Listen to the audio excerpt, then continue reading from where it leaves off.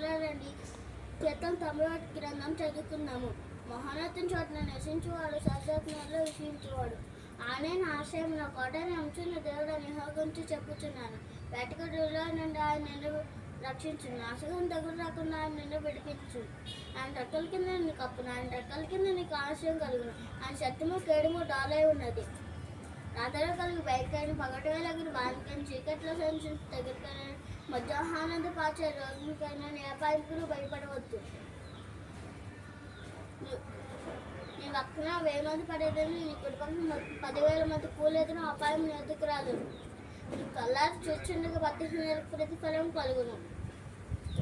యెహోవా నీవే నా ఆశ్రయం, నీ మహోన్నతుడైన దేవుడు నీకు నివాస స్థలము చేసుకొని ఉన్నావు. నీ పాదము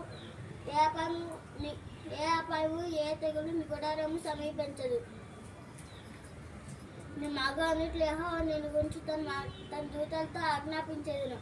నీ పాదముకు రాయి తలుకున్న వారు నిన్ను ఎట్టి పట్టుకునేదురు. నీ సింహములను నాగపాములను త్రొక్కెదవు. నీ కొదం సింహములను భుజంగాలను అణగద్రొక్కెదవు. అతను నన్ను ప్రేమించుచున్నాడు కనుక నేను అతన్ని విడిపించును. అతను నా నామం ఎరిగి ఉన్నాడు కనుక నేను అతన్ని కనుపరిచేదును. అతడు నాకు మొరపెట్టగా నేను అతనికి ఉత్తరం ఇచ్చేదను. శ్రమలో అతనికి తోడై ఉండేదను.